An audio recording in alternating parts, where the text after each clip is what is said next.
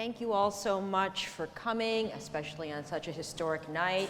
We're going to just take a moment, make sure that we have our microphones working. I'm Louisa Chu. I'm a Chicago Tribune food and dining reporter. And then Adrienne Lo. Adrienne, can you just make sure we can hear you? Can you hear me? I can hear me. Okay, great. All right, we're good. And Abraham Conlon. Can you hear me? We can hear you. Can hear you? Yes? Okay, great. So we want to say, yes, again, thank you to Humanities Festival, Common Threads, Hellenic Museum, and Fat Rice for letting you out tonight, because you're still open tonight, right? Oh, yeah. Yeah. Okay, Yeah. so first thing I wanted to ask is how many of us here have been to Fat Rice? Yes? Oh, yeah. Okay, great. So good number of people. How many of you have also been then now to the bakery? Yes? Okay, so there's a new bakery. How about the ladies' room at Fat Rice? Okay, we got a lot to catch up on. All right. So this program, though, we were talking a little, it's really set in home cooking. And luckily now you have your gorgeous new cookbook, The Adventures of Fat Rice, recipes from the Chicago restaurant inspired by Macau, because Macau is just really one stop in this cookbook. This is like Indiana Jones meets Pacific Rim.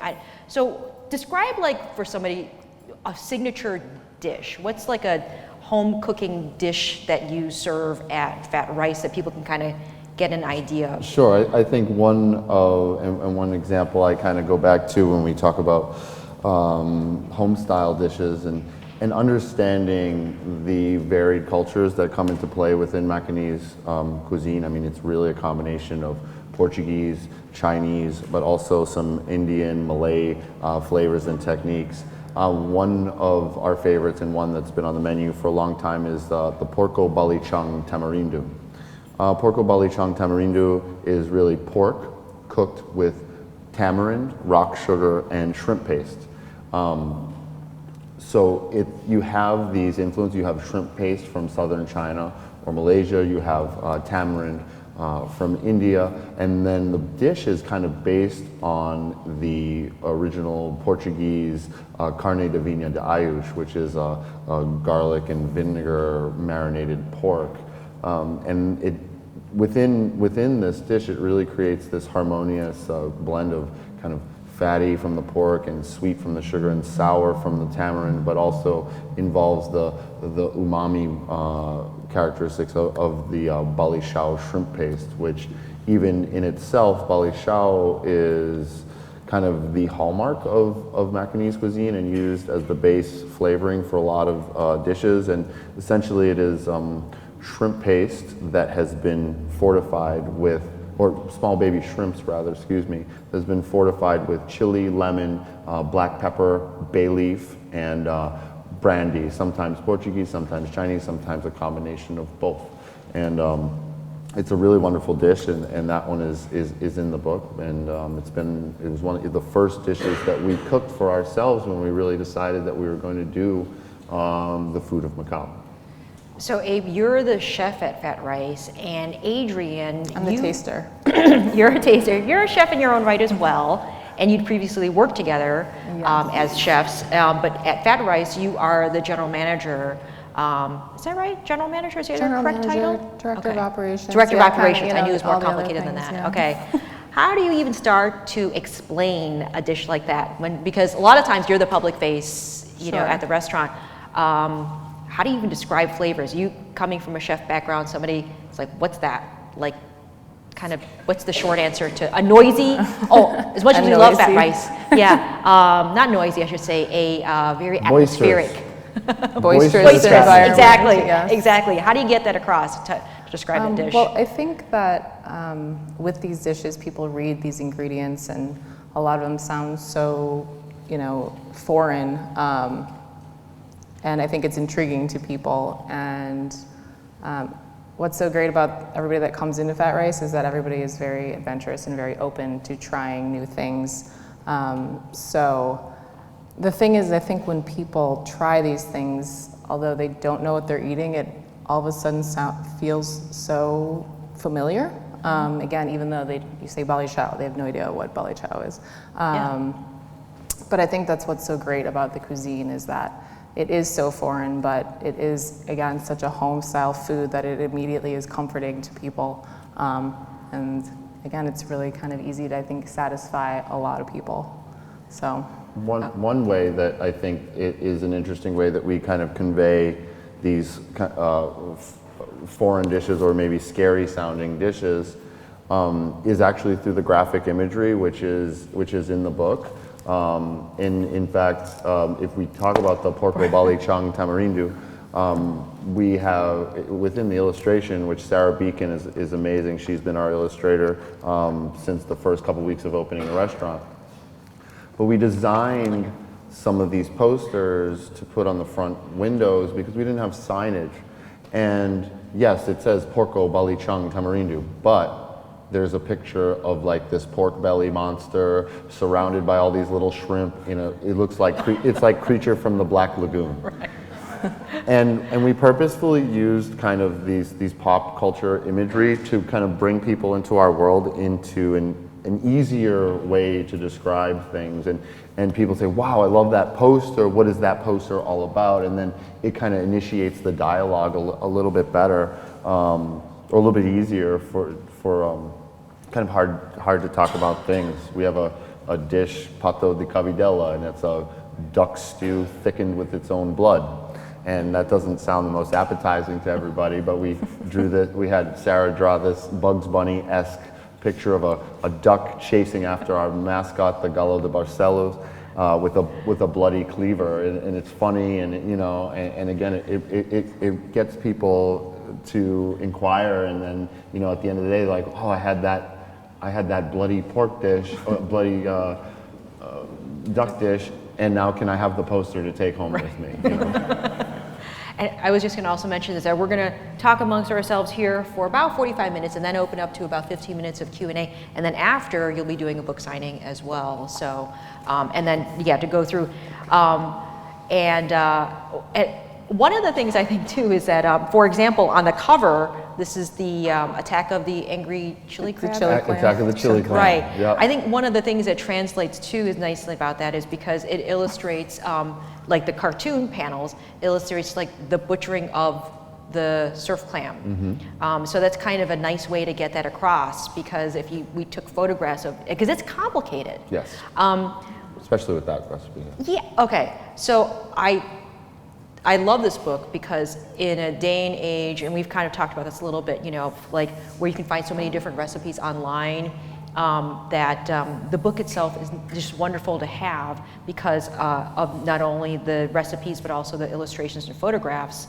But then also it's almost like I have to say fantasy reading sometimes, because some of the dishes, boy, they make you appreciate what the work that goes into these dishes. For example, like the butchering of the surf clam. I mean, that in and of itself seems like a 3-day process a bit. You got a lot of those going on there. So I'm curious, how much of it did you think was going to be home cookable, and how much of it was just like really important for you to document? Well, I think that number one, we wanted to kind of showcase what has been done at Fat Rice over the first 2.5 years, and showcase some techniques that people might not really understand how to butcher a surf clam, and that might not be for every home cook, but it especially in Chicago, but it could be for other. We wanted it to appeal to both home cooks and professional cooks alike, and so I think we also incorporated some easier recipes, but yeah, there are some recipes that do take 3 days, and and it's because that's the efforts that we go through at the restaurant, even though there are shortcuts that you could take, but those will be up to the reader. Mm-hmm, mm-hmm. And so what kind of feedback, Adrienne, have you gotten from people, like, they have actually made dishes and they come back and they're like, yeah, I did that just the same way at home now, Yeah, well, actually, a couple of years ago, we had this woman come in and, had you been here before? No, you haven't been here. And she's like, but I've had the Fat Rice. And I think you were there talking to her too.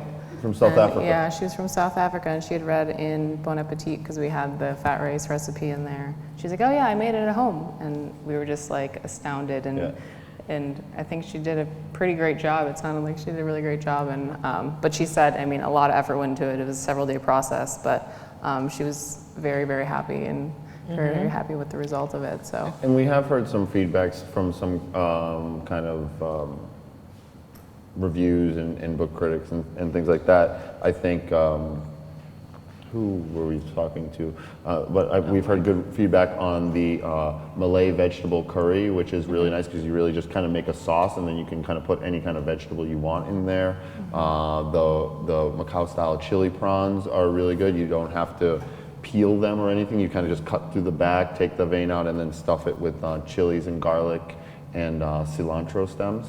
That one's going out. Minchi, of course, which is a classic Macanese dish of ground pork and beef, seasoned with 3 soy sauces, which can, be eaten for any meal of the day. I think that one's also been quite popular. So. But going back to the fat rice, I mean, this again helps to really appreciate the work and the dedication that goes into it. I'd written for the story in the Trib that it's a recipe that is one recipe that includes actually 10 other recipes as ingredients. And it could have been 12 because at the restaurant, which I don't think you said in the book, you make like 2 of the hardest ones, like the sausage and I forget what was the other ingredient. Well, we make the char siu pork and Exactly. Which we make that one, Yeah. that one's in there too, though. Yeah. But no, we could have made it a little bit harder. Yes, We didn't. exactly, exactly. You could have made it even harder. And but tell the story a little bit about, for example, the fat rice and, why that is the namesake dish. What was the significance? Because it may not have been fat rice, the name of the restaurant. It wasn't going to be fat rice. There was no fat rice. I think Adrienne and I ran a supper club called X Marks. Some of you have come to those dinners. Thank you for your support. Where we essentially ran a legal restaurant out of our house. I was going to say, to explain, but And so over the course of about 5 years, we did about 250 dinners and 7 to 15 courses each dinner, and rarely repeating dishes. So, I mean, it's a lot of different. And we challenged ourselves by exploring different styles of food, Thai food, Lebanese food, Egyptian food, whatever we wanted to learn about. And we would explore markets here in Chicago.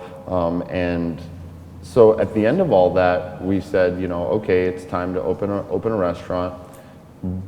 But we've cooked so many different things, and we have so many great ideas and proven dishes. What do we call this place? What do we focus on? Because I think the interesting thing that you don't realize, for me at least as a chef, not necessarily as a great business person, is that you just want to do what you want to do, and you don't want to have to categorize it to be anything. And so we started building the restaurant before the name and before Macau was even a thing. And you mean Macau as a concept? As a for the concept, restaurant? Yeah, for a because restaurant. obviously Which, Macau's, I still don't really like that term concept, but Oh, what do you like instead? restaurant. Okay. Yeah. I understand. It's just because, and frankly, because the restaurant is evolving, but it took, and it's in the preface of the book, but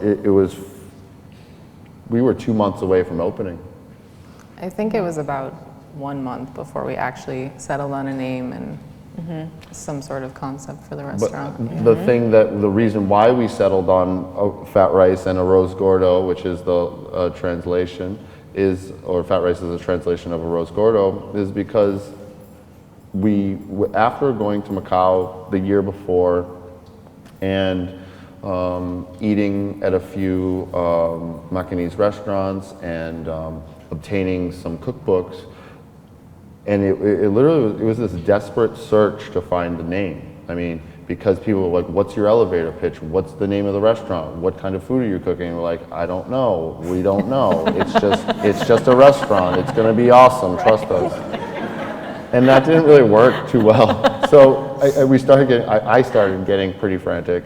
And so I just kept looking through these books, and Myself, I'm Portuguese. I grew up in a town that has a 30% Southeast Asian population, so I was always interested in Asian flavors and herbs and spices, and always kind of incorporated those things in my cooking over the years.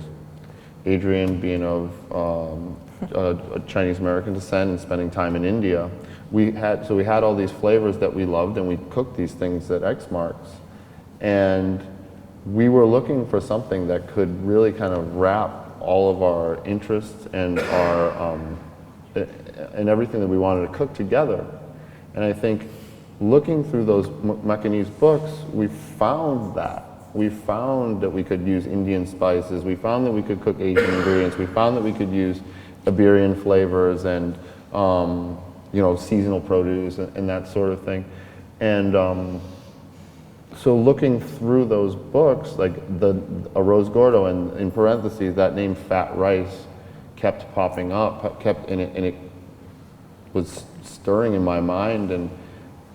And the dish, the Arroz Gordo, really is kind of a true home-style Macanese dish. You don't find it in restaurants. Is really reserved only for banquets or christenings and birthday parties, etc. And it really doesn't kind of incorporate the entire scope of the global Portuguese empire. So you have you have sausage, you have turmeric curried chicken thighs, you have the char siu pork from China, you have raisins from grapes from the Iberian Peninsula. Sometimes they put almonds in it with the hard-boiled eggs and chicken fried croutons, and we've seen, and we made a couple of adaptations to make it our own. We added clams to it and prawns, which you find sometimes. But we wanted this symbol of abundance. We wanted this hearty dish that we could eat in the winter time, in the cold winters of Chicago. And it was a direct representation of what we were doing. And I think most importantly, it was simple. The wording was simple. Fat rice was like, it didn't matter if you knew anything about history or knew where Macau was or any of that. You could say, well, where'd you go last night? I went to Fat Rice. What'd you have? I don't know, but it was delicious. So I think that, like, Fat Rice really was the savior, for sure, because it could have been named something else. It could have been, Adrienne, do you remember some of the reject names? Oh yeah. Yeah, I don't even know if I want to get into those. Do it. Well, because we were talking about, things in Portuguese or even Chinese names, but it was like, how is anybody going to remember? So what were some of them? Bird's Bird's eye. eye. We Bird's had, eye for like the chili pepper, which came from Brazil and went all the way across through I think through one Asia. of them was saffron and lotus. Saffron and lotus, I don't think so. What else? I mean, the interesting thing was we did go through kind of a couple month period of when we started picking names that other people started opening restaurants, and then they would use those names. There was one specific restaurant that all of a sudden they had the same name. And it was done around the time where there was lots of restaurants with ands in them. Oh, right, the ampersand. The ampersand, Yes. yeah. Well, I think one because we were opening in Logan Square, was Township. We're like, oh, we're just going to call it Township, just because, again, it's nondescript. We don't really have to, and this is before the whole idea of Macanese cuisine came into play.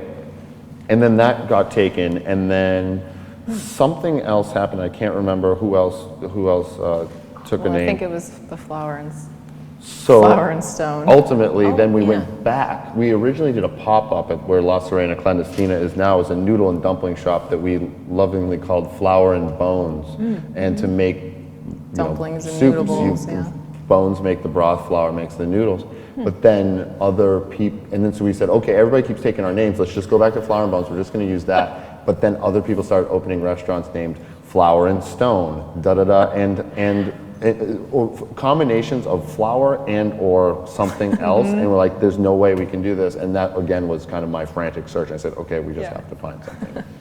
Which is so kind of funny because, like, when you go in, I mean, it's kind of funny when you talk about this like necessity of this grand cosmic convergence that happens, because when you go in, it seems like it has been all part of your grand plan for so long. I mean, everything from like whose photographs are up on the doors of the toilets, the restrooms. Yeah. So those are my grandparents, my dad's parents. So definitely influential in my life. Growing up and cooking, it was probably one of my fondest memories as a child, getting together with my family and making dumplings, making hundreds and hundreds of dumplings, which as a kid, for some reason I didn't love all that much. I just loved getting together with my cousins and getting to hang out. But yeah, it was my grandparents, and it was a photograph that they had that my dad took like in the 70s, I think, in Hong Kong, and like he saw the picture one day. He was like, "We need to use this for the bathrooms, you know, to identify the bathrooms." Because one is your grandfather, one of your grandmother, and it looks like you plant, like it's perfect. Well, and then one of his really good friends is like a graphic designer and helped us kind of put all of the kind of graphics on there. And what was amazing is just, he didn't know anything about my grandparents, but everything he put on there kind of was such a match. My grandfather being the year of the horse, and there is a horse on his picture, and they were the first practicing acupuncturists here in Chicago, and they had a lot of and Charlie had a lot of herbal medicine books and acupuncture books, and I gave them to my friend June, and I said, you know, he did this like kind of collage kind of work for other people, or he would take people's portraits and then kind of put collages on it. Yeah, and interestingly enough, he kind of synced some stuff up that maybe he didn't necessarily know. It was quite serendipitous the way that it came out, but they're beautiful and they're iconic now. They are. They're very famous. And everybody now. takes everybody takes the picture in front of them like this. And fun. So after all of the cosmic convergence that created Fat Rice, of which this book was born, you've kind of evolved this concept. You've kind of actually really changed things up this year. Concept. No. I'm sorry, restaurants. I know, I hate eatery too. But anyway, so not only, of course, like we were saying earlier, Fat Rice, the restaurant, the bakery, the ladies' which are separate physical spaces, but you've really changed or evolving the menus. Talk a little bit about like what is going on at Fat Rice. What's happening now, and I think, you know, I want to utilize Macau as a starting point to really kind of understand a larger conversation about global Portuguese cuisine and how the regional Portuguese cuisine has evolved, really through these exchange from Brazil to Africa to India to Malaysia to Indonesia to Japan ultimately, and to Macau. And so now we are also looking at how, I think we touched upon it in the book a little bit, after we went to Macau, we wanted to see, well, how did this cuisine come about and why is it the way that it is? And somebody said, you know, you need to go to Malaysia, you need to go to Malacca. And so we went to Malacca, and they said, get in touch with Big Ben. And he said, how do you find Big Ben? And he said, you just find him. Okay. Ended up, we found him. And so we were going there looking for answers about Macanese cuisine. And he says to, you know, and Big Ben, his name is Benildes da Silva, the third, I think. And he is 350 pounds, 6'1", and his heritage is a blend of Indian and Malay and Portuguese, and he's fourth generation chef. And he said, do you want old Portuguese food? I said, well, we just got back from Macau, and in Macau you don't only have the foods that Macau is known for, Macanese food as well, you also have Portuguese food. And so you can get roast suckling pig and grilled sardines and salt cod, etc. So we were both kind of like, well, no, we don't want Portuguese food. we're interested in this cuisine we know as Christian cuisine. And he said, well, that just means Christian. I don't really know what that is. He said, but I'll cook you old Portuguese food. And the first dish that hit the table was lamb vindaloo. So I mean, this is one of the most popular Indian dishes out there. And it really set me aback because this wasn't a dish that I had found in Macau, or at least that I thought. Mm-hmm. And the thing about it was that was the dish that the Portuguese and their descendants brought from Goa, India to Malaysia. Mm-hmm. And this was a method ultimately that came from, which I was talking about earlier, carne de viña de Ayush, which was a method of preservation prior to refrigeration, of course. And so it kind of just opened up a whole box, and I said, there's more to this than what we've been doing. And there can be a new, not necessarily, I mean, it's not even a new direction. I think actually even when we started out, we had this thought process of, because we had a hard time committing to straight Macanese food. Mm-hmm. So we said, well, maybe we can look at all the places, cook food from the lands that the Portuguese have been. So it's like one of those world maps with like little dots. Exactly. Yeah. Uh-huh. Mm-hmm. But I think and then when we started becoming known as a Macanese restaurant, we started getting rid of, get rid of the Northern Indian dish, get rid of the Sichuan dish, get rid of it, and let's really just focus on these Eurasian unions that have happened.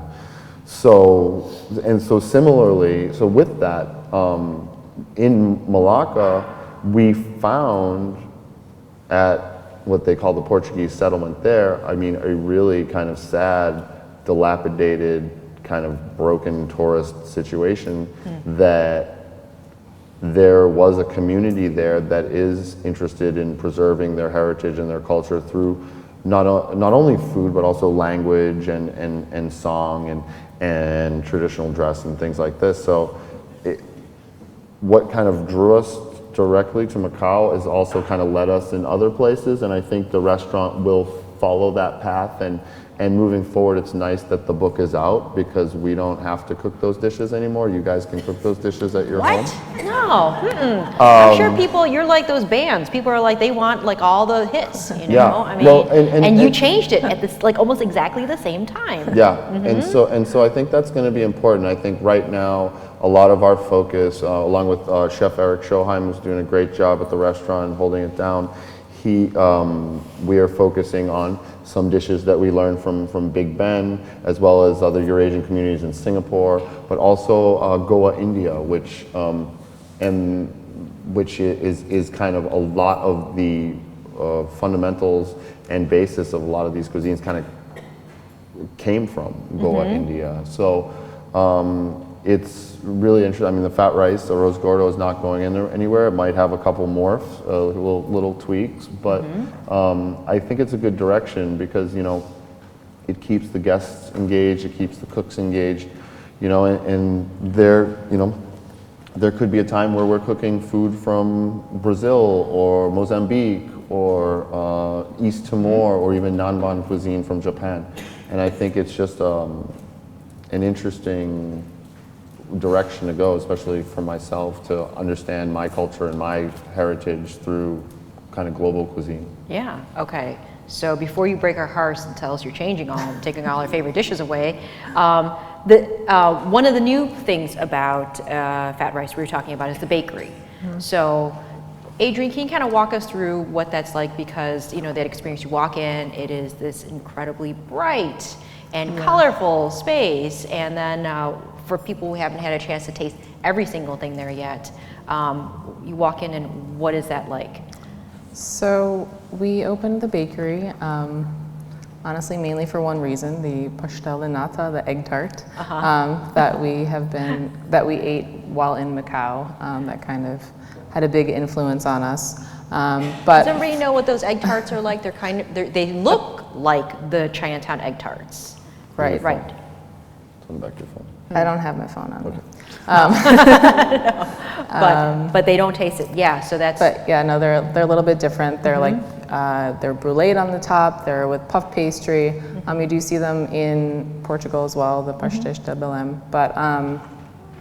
But we've always, again, with kind of our background through Xmarks and kind of always being creative and always kind of doing something new. You know, with fat rice, we were a bit limited with space and again, just not being able to provide so much stuff during dinner and lunch. So we really wanted to kind of like reach out and do other things. So that's kind of why the bakery opened, to be able to give us just an opportunity to try new things. I mean, we've in the past done a lot of like Chinese steamed things, but this is way more focused on baking. So essentially, kind of the way Abe describes it, it's fat rice in a bun.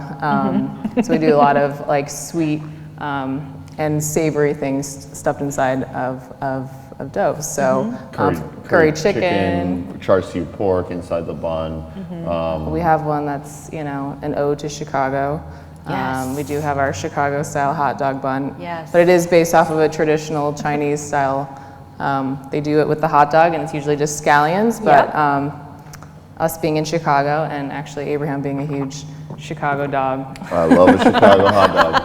fan, we kind of took a riff on that and did that. So, but the space itself, you know, we wanted it to kind of be, I guess, kind of Fat Rice 2.0. I mean, it's a similar feel, but so different at the same time. It was really influenced by us traveling through southern Macau and actually through Malaysia. And just the vibrant colors and the feelings kind of it evoked while we were there. We really wanted to kind of bring back and be able to recreate our own space that we could, you know, give people a glimpse of the feelings that we had while we were there. So The great thing about the bakery too, and kind of again being a chef, not a business person, is that we built a really small restaurant and a relatively large kitchen. So the space, the bakery now gives us the opportunity to do larger parties, which we couldn't do before. So 6 top, 8 top, 12 top, or that people could rent out the whole thing if they like. And it also gives us an opportunity to change the direction of the entrance into a cocktail lounge, which we call the ladies' room. Right.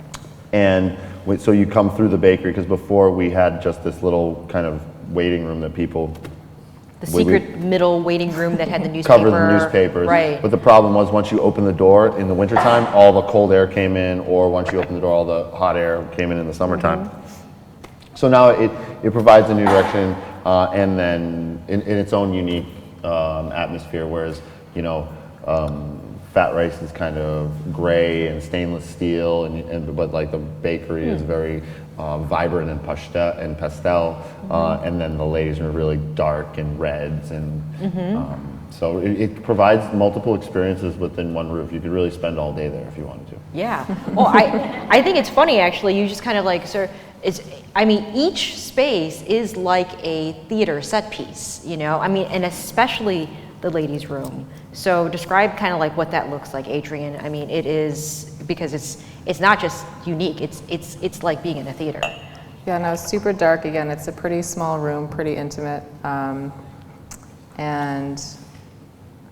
it has ladies all over the walls. Well, not just ladies, but children. Understand, this is a grown-up conversation. No, but it's actually Abraham found these really wonderful posters that are like 1920s, like cigarette ads from Hong Kong and stuff like Alcohol, that. So, cigarette, perfume, from 1920s Shanghai. So, slightly risque. The room is meant to kind of evoke the decadent kind of other side of Macau. You know, as with our dishes, mostly it's, you know, family home style recipes, but you know, it is the kind of Las Vegas of the East, and there is a Sin City element to it, and we wanted to kind of evoke that as well. And I think the theater aspect comes from the curtains that were in there, and frankly, Adrienne says to me 2 days before we opened, like, we need some curtains in here. And I'm like, Again, this was a last minute. Last minute. go to Are Bed you Bath and serious? Beyond Yeah. right now. it was, yeah. Those are not And it Bed really Bath tied and the whole Beyond. room together. It really made it work great. That's amazing because again, it seems like you planned every single element and every single detail, like, and those are Bed Bath & Beyond curtains that you got a week before. Oh yeah. Okay. And again, the menu in there is a whole other thing in and of itself. Yes. What is, because I haven't had a chance to go there yet, so what's the menu at the ladies' room? So it's mainly based on, it's a drinking den for the most part. There is some snacks that are exclusive to that room. Sometimes we'll do sliced crudos or some kind of special appetizers. But really that room was meant to kind of bring a Midwestern element as far as expression of terroir and utilizing local ingredients, because we don't really have the opportunity to do so much of that with the menus, as these are heritage recipes from around the other side of the world. So it gives us the opportunity to utilize local herbs and produce and vegetables actually that we infuse in spirits, and then create interesting cocktails out of. Like, what's a signature dish or drink? So there right now? so we do a very Chicago, I would say, but also Chinese in effect. It's the white Negroni, which we actually we make our own Malort. Has anybody had Malort before? Yes. Yeah. Tastes like bile.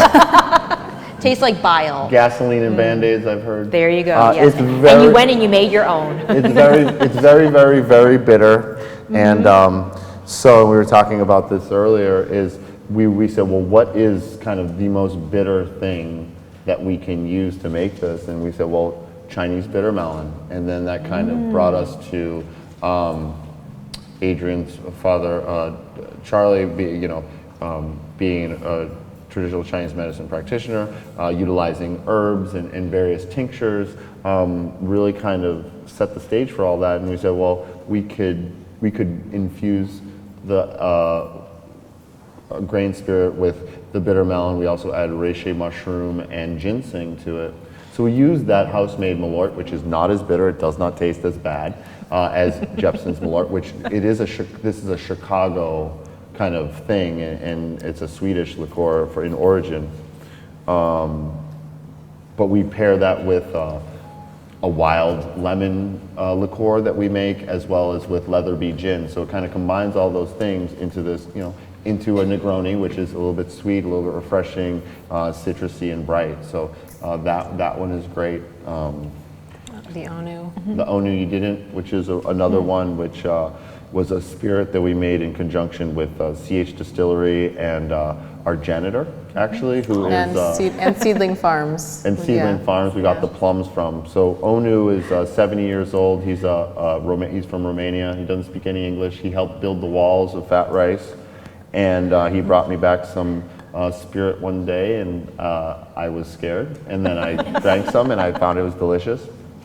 And then he shared his recipe with us, and then we brought him down to the farm and picked all the plums and fermented on the farm, and then brought all those buckets down to CH Distillery and then distilled over there. So we've done that 2 years in a row, and we combine that actually again with gin and plum shrub, which we make. Shrub is with sugar and vinegar, again preserving those kind of harnessing the season of Midwestern produce, and then being able to transfer that. It's like a farm to cup kind of situation instead of farm to table.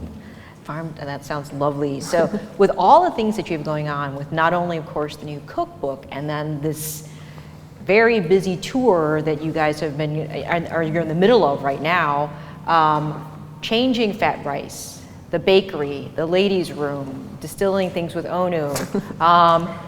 You had mentioned that, and knowing from the book, actually, and if you read the book, that you've been working on this for years, which means you hinted that you're maybe working on the next step, maybe a next cookbook. Maybe. Yeah. Well, I think, the interesting thing about the cookbook process, which is quite taxing, and, it's hard to...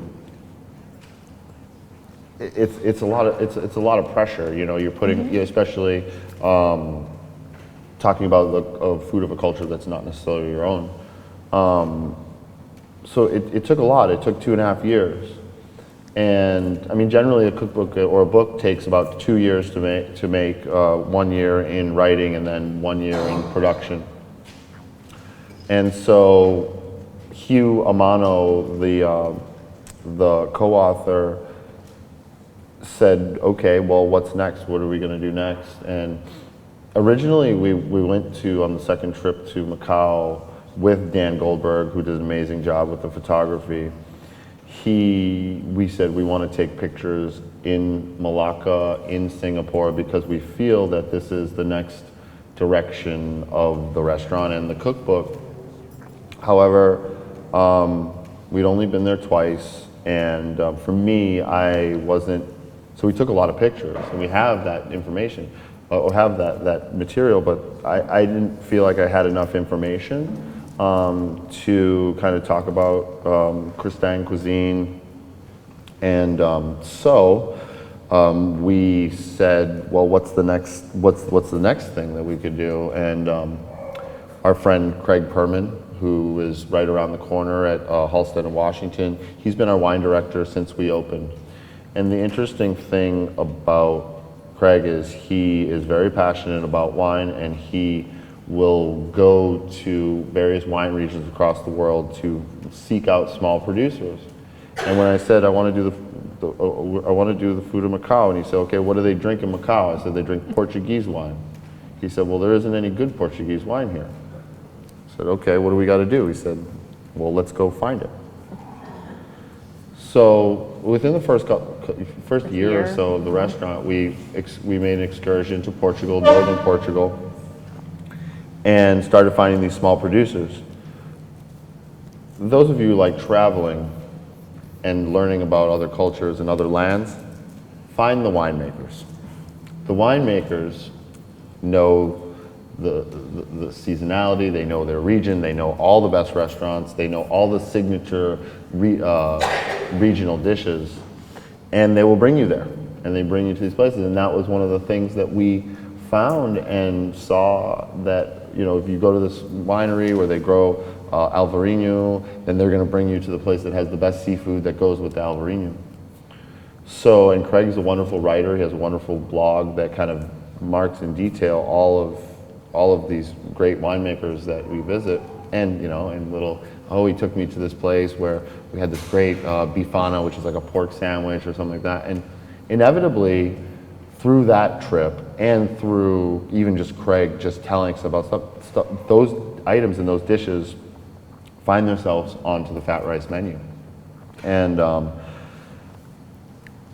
it didn't happen until Hugh said this, but I think we need to do Portugal, and I think we need to do, how does the food and wine of Portugal translate into our kitchen, and then how does it affect the rest of the places, and I think we will look at things like the evolution of Carne de Viña de Ayush to Vindaloo to Balichang, or the pastel de nata or the linguiça, two things that we didn't include in this book. And kind of, it's almost from point A to point B, or point A to point Z, as opposed to going, okay, go to Malacca, then go to Goa, then go to Africa, then go to Brazil, then go back to Portugal. So I think it will kind of bookend it nicely. And yeah, we're in talks. We're planning on going to Portugal in February and July of this year. Also, there's a trip to India, also planned to Goa as well. So the plot thickens with the adventures of fat rice. We're going to open it up to questions from the audience right now. Boy, we're going to have to keep GPS on you. Any questions from the audience right now? If not, I have other questions too.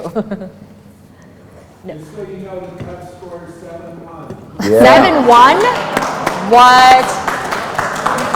And we were saying earlier that this was one of the first programs to sell out, and the fact that you all came tonight, is a testament to fans of fat rice. So, a question over here.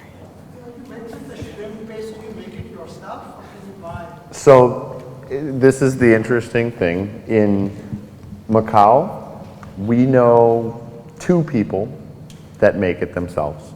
Most from scratch. Most people make it from a jar of already pre-made salted shrimp paste, and then they add the bay leaf and the chili and these other things and kind of age it themselves. But we take the traditional approach and buy the shrimp in brine, add everything, and then, yes, and we age it at the restaurant. 4 months minimum? 4 months, at least. It develops this really kind of nice cheesy perfume, cheesy aroma. It's hard to describe, but it's actually a beautiful fragrance. And yes, so we try to, and I think the thing that we try to do, even the dishes in the restaurant may not always,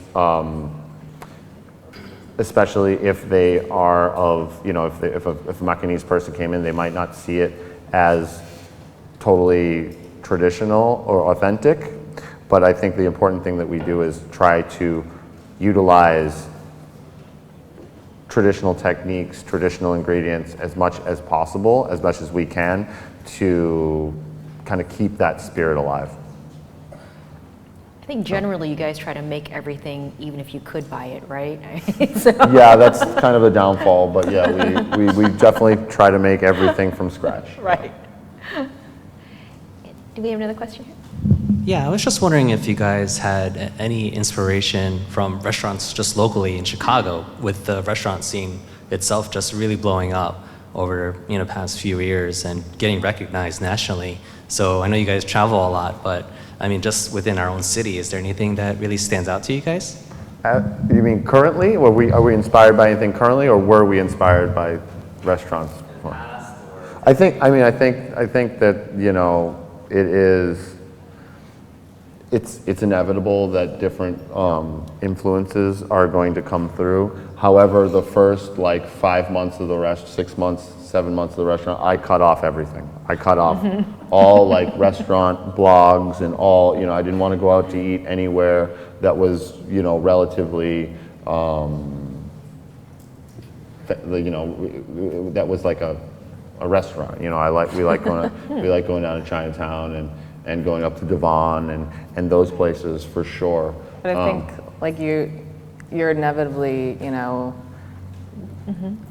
things are filtered into you whether you kind of realize it or not. And I think Wait, that's you cut yourselves off because of time or because you didn't want the other influences? I didn't want because the of other influences. Oh, And I think because when you are trying to create something that is, and again, the food isn't necessarily innovative, but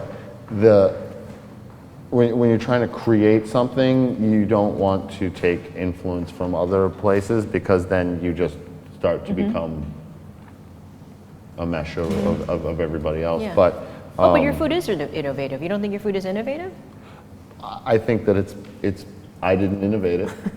Somebody else did 500 years ago, 400 years ago, over the course. And I think it's just for us to kind of showcase that. I mean, definitely there have been some fat rice creations, and there has been some innovations, and definitely some processes. But making curries and sausages and bread and natural fermentations has been done for a long time. So. Yeah, but I have to say, I think that those are techniques. But I mean, if you and I know you know this better than I do because you've traveled and eaten more there, is that from the foods that you see of your places of inspiration, they're at a different kind of level, have a different direction, whereas yours is really done with that historic understanding and technique, but is really elevated. I mean, we've talked about this a little bit, where it's like even everything up to, one of my things is I brought my parents who are obsessed and in love with fat rice in their 80s, and they were just fascinated by your use of fresh greens and herbs, which is not very common in Chinese cuisine at all. And so that seems like a simple thing, but that's really completely takes it to a different level. And I think to speak to your question, we as chefs and restaurants, we have these kind of things that we almost have to do, and because there are a lot of dishes that we had in Macau that if I tried to sell that to you, you'd be like, I'm not paying for this. I don't care how good it tastes. Like but what? Well, we had a dish like tacho. It's boiled cabbage with Chinese sausage and Like pig trotters. And pig trotters and puffed pork Yeah. skin, and it's absolutely, in Bali Shao, it's absolutely delicious. But the thing about Macanese cuisine, and frankly a lot of like Southern Asian cuisines, like Indian or Malay, is that like there isn't a ton of like fresh herbs, there isn't a ton of like, you know, garnish or even vegetables. And I think that's one thing that we have to, as a restaurant, like you do have to adapt things a little bit, because yeah, you need to include some vegetables, you need to include some fresh herbs, and it's nice to have those counterpoints against things that are very rich and hearty and cooked for a long time. So yeah, I mean, I guess they're a little bit. Yeah, no, I mean, and you make it, there, it seems like it's always been that way, you know, so it's that melding of history and the present, so. But I'm sorry, we have another question. And is the microphone working or no? Yeah, so we're back here. We've got a Oh, okay. question. I'm so sorry. So another We're going question. to take one more question, and then I just wanted to remind everybody that we're going to do, they're going to do a book signing after this, so stick around. This is a question for people who want to go to Macau and eat there, Yes. because you've got them so curious thanks to all your work here. So what's the first thing you do when you go back to Macau? You who've been there several times, what's the first thing you want to do when you go? And what would you recommend that visitors who have never been to Macau would do if they want to get a taste of the city? Go to Restaurant Rakeshu. So restaurant Rakeshu, it means rickshaw. It's and all of our favorite places are in the book. Yeah. There are 3 that cook the home style cuisine of Macanese cuisine. It's Restaurant Rakeshu, which is a cafeteria that acts as a community center. Next door to it is a community center that acts like a restaurant called Applemak. And then kind of the most, quote, commercial restaurant is Litoral. And Manuela Ferreira, she's one of the ones that makes her own shrimp paste, and Bali Shao. And those are the 3 places that we really go to. There are many, many great restaurants in Macau that serve kind of the signature dishes of Macau, whether that's the pork chop sandwich, the egg tart, African chicken, Portuguese chicken. But these are the ones that we really gravitate towards. The first place that I always want to go is Restaurant Rakeshu. She was the initial inspiration, and her and her family have become friends. What else? Fernando's is wonderful on Haxa Beach, which is leans a little bit more Portuguese, but they have the best suckling pig that I've ever had. Definitely. How about one more quick This question? young lady had a question. Yeah.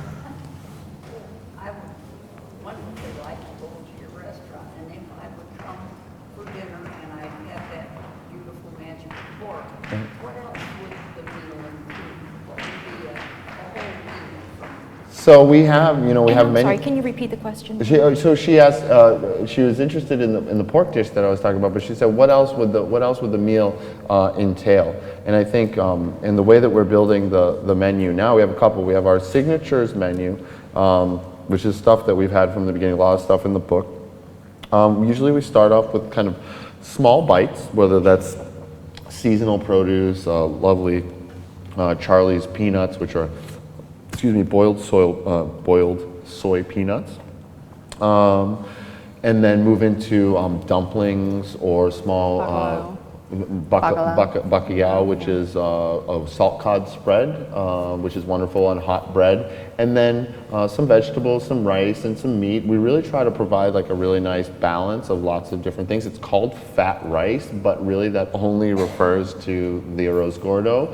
We always try to offer kind of lighter, healthier things so that you can save room for at the end you can eat these kind of big dishes, and and then of course some nice desserts, which definitely kind of run the gamut from Chinese style desserts to a little more European style desserts. And I have to say, fat actually has been proven to be healthy for you now. But To finish with dessert? yeah. I like no, that. no, just fat. in general. Oh, fat. in Oh, general. Yeah, and I was going to say is that also when I brought my parents there, who are youngsters in their early 80s, your staff has been just the most incredibly accommodating.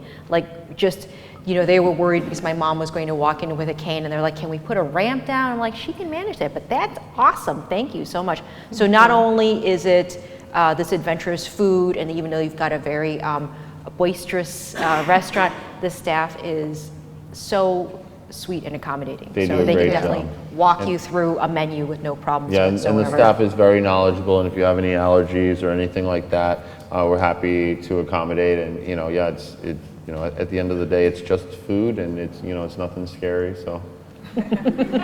Yet. Well, we want to say thank you so much to Fat Rice Chefs co-owners Abraham Conlon, Adrienne Lo, for joining us tonight on a historic Chicago night. And thank you all so much for coming. They'll be here for the rest of the evening for book signing.